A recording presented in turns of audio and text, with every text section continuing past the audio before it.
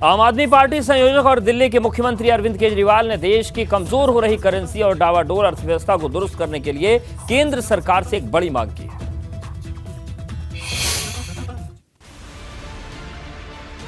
केजरीवाल ने भारतीय करेंसी पर गांधी जी के साथ साथ लक्ष्मी गणेश की तस्वीर छपवाने की मांग की है। आज मेरी केंद्र सरकार से, प्रधानमंत्री जी से अपील है, भारतीय करेंसी के ऊपर एक तरफ गांधी जी की तस्वीर है, वो वैसे ही रहनी चाहिए, लेकिन दूसरी तरफ श्री गणेश जी की और श्री लक्ष्मी जी की तस्वीर भारतीय करेंसी के ऊपर लगाई जाए। जैसा मैंने कहा कि हमें अपनी अर्थव्यवस्था को सुधारने के लिए, भारत को आगे तरक्की देने के लिए बहुत सारे एफर्ट्स की जरूरत है, लेकिन उसके साथ साथ देवी देवताओं के आशीर्वाद की भी जरूरत है। दरअसल गुजरात चुनाव से ठीक पहले इसे दिल्ली के मुख्यमंत्री अरविंद केजरीवाल का हिंदुत्व कार्ड माना जा रहा है। दरअसल लक्ष्मी जी को समृद्धि की देवी माना गया है और गणेश जी सभी विघ्नों को दूर करते हैं। इसीलिए केजरीवाल को उन दोनों की तस्वीर नोट पर लगनी चाहिए, ऐसा कहते नजर आए। केजरीवाल के इस बयान पर सपा सांसद एसटी हसन ने विरोध जताया है। हम इससे एग्री नहीं करते। हम ये समझते हैं कि इससे इन धार्मिक चीज़ों की बेअदबी होने के चांसेस बहुत ज़्यादा है। कोई उसकी आकृति बिगाड़ के नोट पे भेज देगा, कोई कुछ कर देगा, कोई कुछ और करेगा, तो उससे एक अननेसेसरी एक नई और प्रॉब्लम खड़ी हो जाएगी। उत्तर प्रदेश के डिप्टी सीएम केशव प्रसाद मौर्य ने केजरीवाल पर नाकामी छुपाने का आरोप लगाया है। केजरीवाल जी बहुत क्या कहूँ मैं, वह शब्द प्रयोग करना ठीक नहीं है। वो कोई बता देता होगा, चुन चुन करके आए दिन बयान इस प्रकार के देते रहते हैं, जिससे लगेगा कि वो बड़े राष्ट्रभक्त नेता हैं, देश की अर्थव्यवस्था के बारे में सोचने वाले नेता हैं। यूपी सरकार के अल्पसंख्यक कल्याण राज्य मंत्री दानिश आजाद अंसारी ने भी केजरीवाल को दिल्ली पर ध्यान देने की अपील की है। आज दिल्ली की जनता अपने उस मुख्यमंत्री से काम चाहती है, सार्थक दिशा में काम करना ये उनकी ड्यूटी है, जिसमें पूरी तरीके से फेल हो रहे हैं। मेरी उनको ये सलाह है कि उस पर फोकस करके दिल्ली की तरक्की के लिए काम करें। दरअसल केजरीवाल के इस बयान के पीछे इंडोनेशिया का ये करेंसी नोट है, जिसमें गणेश जी की तस्वीर छपी हुई है, जिसका जिक्र उन्होंने अपने प्रेस कॉन्फ्रेंस में भी किया है। Bureau report, ABP Ganga. चलिए आगे बढ़ेंगे, बड़ी खबर का रुख करते हैं। गोला गोकर्णनाथ उपचुनाव से जुड़ी ये बड़ी अपडेट आ रही है। तो मुख्यमंत्री योगी आदित्यनाथ प्रचार करेंगे। चुनाव प्रचार के आखिरी दिन सीएम योगी जनसभा करेंगे। 31 अक्टूबर को सीएम योगी यहां पर चुनावी रैली करने पहुंचेंगे। बिल्कुल, 3 नवंबर को वोटिंग तो 6 नवंबर को नतीजे आने हैं। लखीमपुर की गोला गोकर्णनाथ सीट पर होने वाले उपचुनाव में प्रचार के लिए मुख्यमंत्री योगी आदित्यनाथ जाएंगे। बीजेपी उम्मीदवार अमन गिरी के पक्ष में जनसभा करेंगे मुख्यमंत्री योगी आदित्यनाथ।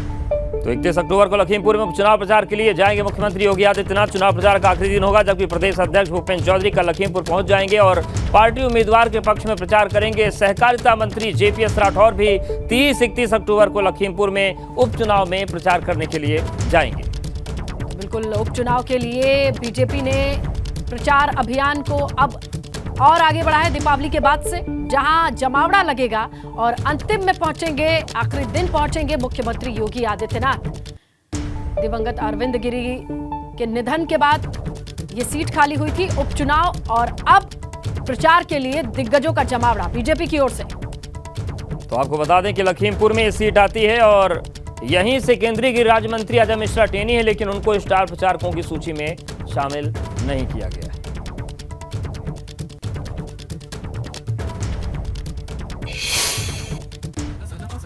और बड़ी खबर मथुरा से है, जहां पर सपा अध्यक्ष अखिलेश यादव पहुंचे। परिवार के साथ वृंदावन पहुंचे अखिलेश और उन्होंने विश्व प्रसिद्ध बांके बिहारी मंदिर में पूजा अर्चना की। बिल्कुल, आपको बताएं पूजा अर्चना की, साथ में डिंपल यादव मौजूद थी, पत्नी बच्चों के साथ दर्शन पूजन किया, पिता मुलायम सिंह यादव की आत्मा की शांति के लिए प्रार्थना की। तो देखिए ये तस्वीरें सामने आई हैं। गोवर्धन पूजा के लिए विश्व प्रसिद्ध है बांके बिहारी मंदिर और मथुरा वृंदावन में जिस तरीके से आज लोग गोवर्धन पर्वत की परिक्रमा भी लगाते हैं, लेकिन इसी बीच एक और तस्वीर आई जहां अखिलेश यादव सपरिवार नजर आए। तो मथुरा पहुंचे सपा अध्यक्ष अखिलेश यादव, उनकी पत्नी और बच्चे भी साथ में थे और नेताजी मुलायम सिंह यादव की आत्मा की शांति के लिए उन्होंने प्रार्थना की। आज के दिन गोवर्धन पूजा होती है, भाई दूज होता है और ब्रज क्षेत्र का सबसे बड़ा त्योहार माना जाता है। और इसी मौके पर अखिलेश यादव पहुंचे। आगे बढ़ेंगे, खबर सहारनपुर से है। खनन माफिया हाजी इकबाल पर शिकंजा जारी है। हाजी इकबाल का फरार बेटा वाजिद गिरफ्तार बताया जा रहा है। 50,000 का इनामी है वाजिद। अब इसे पुलिस ने पकड़ लिया है। आरोपी वाजिद पर रंगदारी, धोखाधड़ी, लूटपाट के कई मामले दर्ज हैं और अब ये पुलिस के शिकस्त। उससे पहले भी हाजी इकबाल के 3 बेटे और पूर्व एमएलसी महमूद अली गिरफ्तार होकर जेल जा चुके हैं। 50,000 के इनामी वाजिद को पुलिस ने पकड़ लिया है। चलिए अब आगे बढ़ेंगे, बात करेंगे उत्तर प्रदेश की योगी सरकार के गैर मान्यता प्राप्त मदरसों को लेकर चलाए गए सर्वे को लेकर बसपा सुप्रीमो मायावती ने योगी सरकार पर निशाना साधा है। कई सवाल दागे।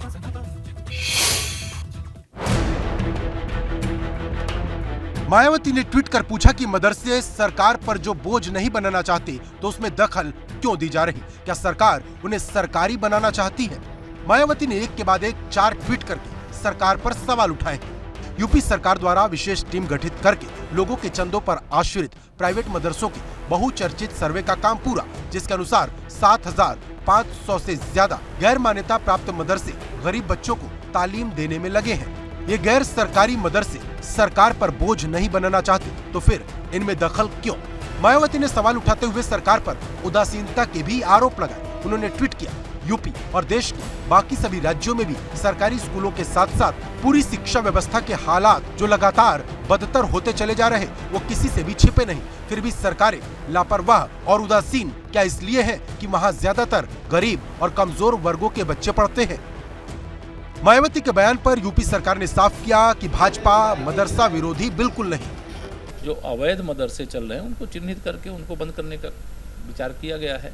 और अवैध कुछ भी चले, चाहे वो मदरसा चले, कोई प्राथमिक विद्यालय चले, कोई हिंदी मीडियम का, इंग्लिश मीडियम का, या किसी भी प्रकार से अवैध जो भी है वह अवैध है, जो वैध है वो वैध है। तो मुस्लिम नौजवान छात्र उन मदरसों में पढ़ रहे हैं, उनको बेसिक फैसिलिटीज़, उनकी इंफ्रा की स्थिति, उनके पेयजल की स्थिति, उनके टॉयलेट की स्थिति, ये सरकार अगर जानना चाह रही है तो इसमें कहीं कोई गलती नहीं है। योगी सरकार ने यूपी में मदरसों को लेकर जो सर्वे कराया है उसमें करीब 7,500 मदरसे ऐसे हैं जिनको किसी भी बोर्ड से मान्यता नहीं मिली। यूपी बोर्ड की ओर से जिलों में डीएम के स्तर पर मदरसों की स्थिति की जांच कराई जा रही है। इसका फाइनल सर्वे रिपोर्ट तैयार कर 15 नवंबर तक सरकार को भेजना है। रिपोर्ट के आधार पर सरकार गैर मान्यता प्राप्त मदरसों को लेकर आगे फैसला लेगी। Bureau report, ABP Ganga. देखिए, आजमगढ़ से भाजपा सांसद दिनेश लाल यादव निरहुआ ने एक ऐसा बयान दे दिया है जिससे उत्तर प्रदेश की राजनीति में बवाल हो गया है। चंदौली में उनके बयान पर भले ही तालियां बज गई हों, लेकिन अब राजनीतिक घमासान भी दिखाई देता है।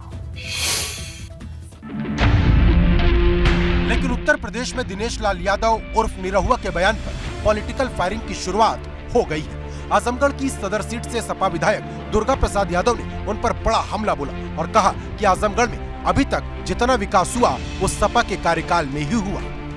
काम की बात है आजमगढ़ में, तो जो विकास हुआ है किसी छिपा नहीं। समाजवादी पार्टी की सरकार में हुआ है। उन्होंने क्या है, इन्होंने क्या किया है? माननीय नेताजी ने किया, माननीय अखिलेश यादव ने किया। समाजवादी पार्टी की सरकार में जो भी काम आजमगढ़ में पूरे प्रदेश में हुआ है, ये समाजवादियों की देन। आजमगढ़ के ही मुबारकपुर से विधायक अखिलेश यादव ने निरहुआ को आड़े हाथ लिया। निरहुआ को न यादव के बारे में जानकारी है, न देश के बारे में जानकारी है। यादव जातिवादी नहीं होता है, यादव समाजवादी होता है। और यादव देश की एकता, अखंडता और सामाजिक सौहार्द के लिए जान कुर्बान करने वाली बिरादरी है। निरहुआ जिस पार्टी में है, उस पार्टी में जहाँ उसकी जगह है वो आजमगढ़ के लोगों को मालूम है। बाई दबे चुनाव जीतने की गर्मी निरहुआ से बर्दाश्त नहीं हो पा रही है। हालांकि भाजपा ने दिनेश लाल यादव के बयान का बचाव किया। ये सच है कि यदुवंशी बड़ी तेजी से भारतीय जनता पार्टी से प्रत्यक्ष रूप से जुड़ रहे हैं और भाजपा में आना चाहते हैं। और भारतीय जनता पार्टी भी जो इस प्रकार के अच्छे लोग हैं, समाज की सेवा करना चाहते हैं राजनीति के माध्यम से, उनके लिए अपने द्वार खोल करके रखते हैं। तो उत्तर प्रदेश के दूसरे डिप्टी सीएम ने अपनी पार्टी के नारे सबका साथ सबका विकास के नारे को निरहुआ के बयान से जोड़ दिया। ये तो सच्चाई है कि जो लोग भारत का, प्रदेश का विकास चाहते हैं, सभी लोग आदरणीय प्रधानमंत्री नरेंद्र मोदी जी के नेतृत्व में काम करना चाहते हैं। ऐसे लोगों की संख्या बहुत अधिक है जो देश और प्रदेश का विकास चाहते हैं, क्षेत्र का विकास चाहते हैं और जाति, धर्म, दल, संप्रदाय से ऊपर उठ करके आदरणीय प्रधानमंत्री नरेंद्र मोदी जी के नेतृत्व में अपनी आस्था व्यक्त करते हैं। दरअसल आजमगढ़ से भाजपा सांसद निरहुआ ने जनसभा के दौरान सपा को ललकारते हुए कहा था, असली यादव देश के, बाकी अखिलेश के, जिसके बाद सपा के कई नेता निरहुआ पर हमलावर हैं। Bureau report, ABP Ganga. आम आदमी पार्टी संयोजक और दिल्ली के मुख्यमंत्री अरविंद केजरीवाल ने देश की कमजोर हो रही करेंसी और डावाडोल अर्थव्यवस्था को दुरुस्त करने के लिए केंद्र सरकार से एक बड़ी मांग की है।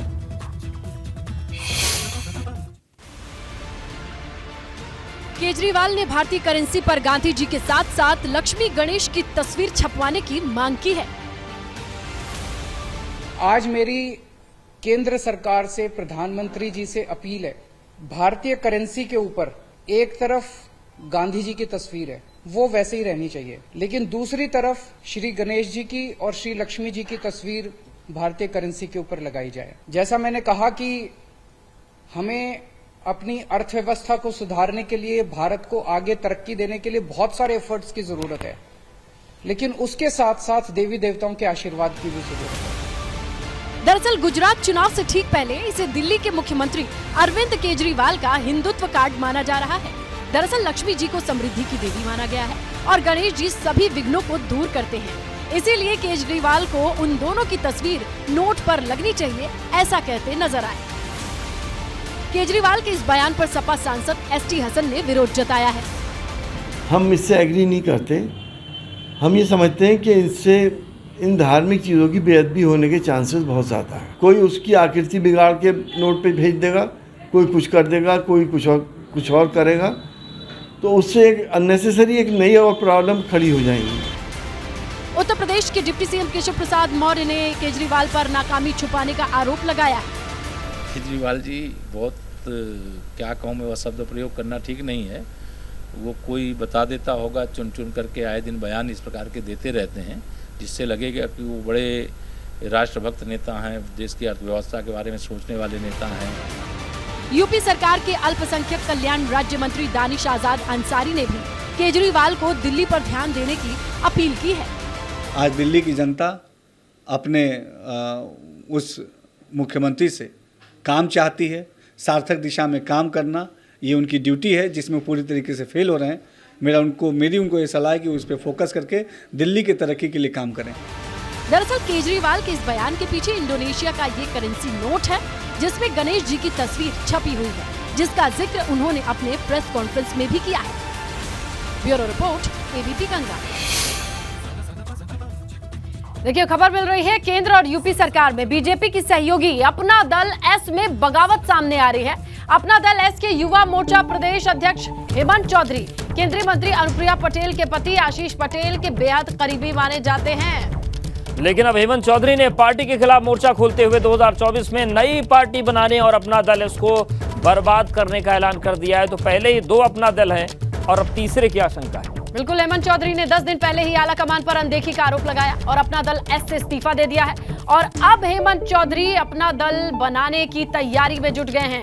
हेमंत चौधरी ने पार्टी के राष्ट्रीय अध्यक्ष अनुप्रिया पटेल, उनके पति पर कई गंभीर आरोप भी लगाए। तो आप बात कह रहे हैं 2017 हो या 2022, अपना दल ने जितनी भी सीटें लिया उसमें कार्यकर्ताओं का जो हक था उस हक को मारने का काम किया। अगर बात करें 2022 की, 17 सीटें गठबंधन के तहत इनको मिला और उस 17 सीट में से सिर्फ 3 लोगों को जो पार्टी के कार्यकर्ता थे उनको टिकट दिए, बाकी 14 सीटें ये बाहर से आए हुए व्यक्ति को बेच दिए।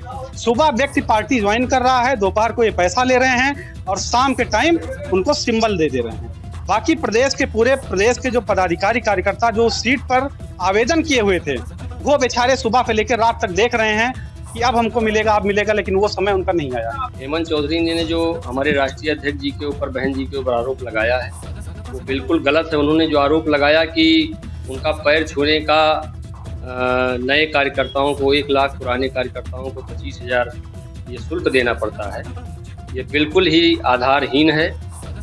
जो विधानसभा के चुनाव में शुल्क निर्धारित किया गया था, वो आवेदन का शुल्क था।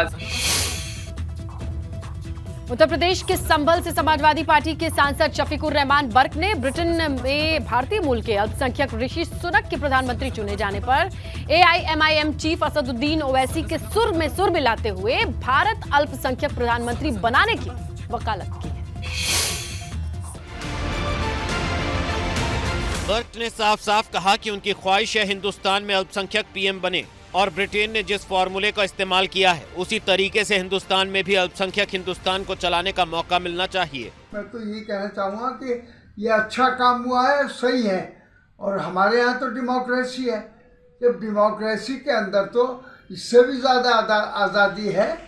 उसी तरीके से हिंदुस्तान के अंदर भी कोई माइनॉरिटी का आदमी, काबिल तरीन आदमी है, पढ़ा लिखा है, और वो हिंदुस्तान के अंदर मुल्क को चला सकता है, तो उसमें पाबंदी क्यों है? शफीकुर रहमान बर्क के बयान को उन्हीं के पार्टी के सांसद ने काटते हुए बर्क को प्रधानमंत्री चुनने का सिस्टम ही समझा दिया। डेमोक्रेटिक सिस्टम है हमारा मुल्क, वोटों से राजनीति होती है और यहाँ MP से सरकार बनती है। उस सरकार के बनने के बाद जो भी MP जिसको चुने वो देश का प्रधानमंत्री बनता। और जहाँ तक किसी व्यक्ति विशेष की बात है, जाति धर्म विशेष की बात है, तो हमारे मुल्क में तो प्रधानमंत्री से ऊपर राष्ट्रपति हैं, एक नहीं दो रह चुके हैं। इस मुद्दे पर तो क्या, जब MP जीत के आएंगे और वो MP जिसको चुनेंगे तो वो राष्ट्रपति भी बनेंगे, प्रधानमंत्री भी बन जाएंगे।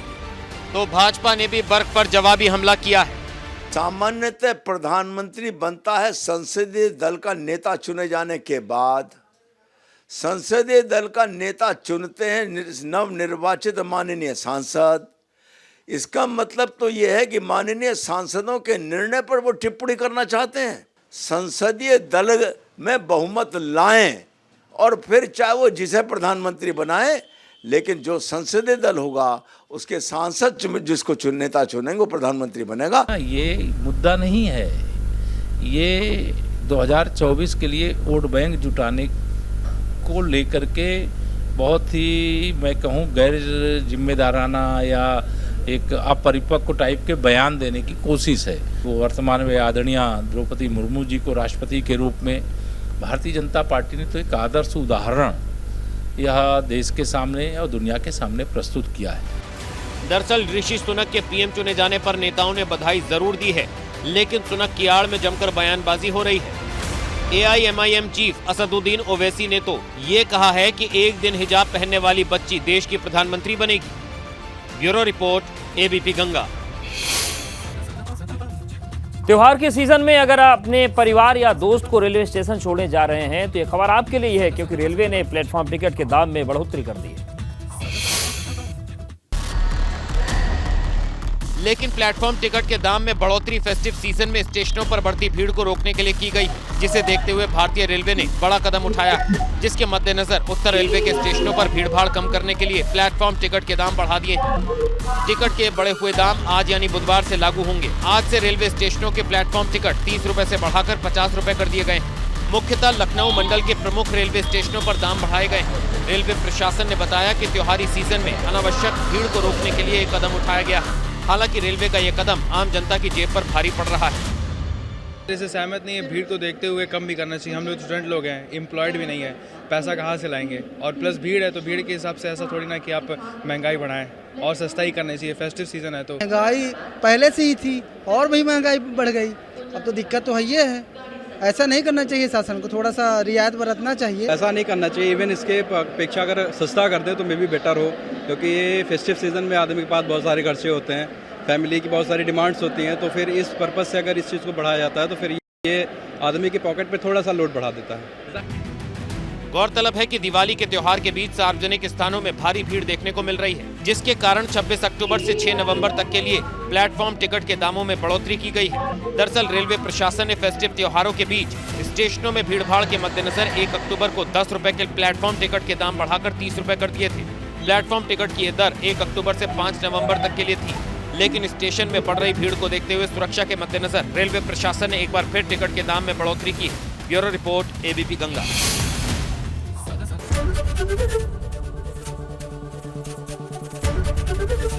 एबीपी गंगा, खबर आपकी, जुबान आपकी।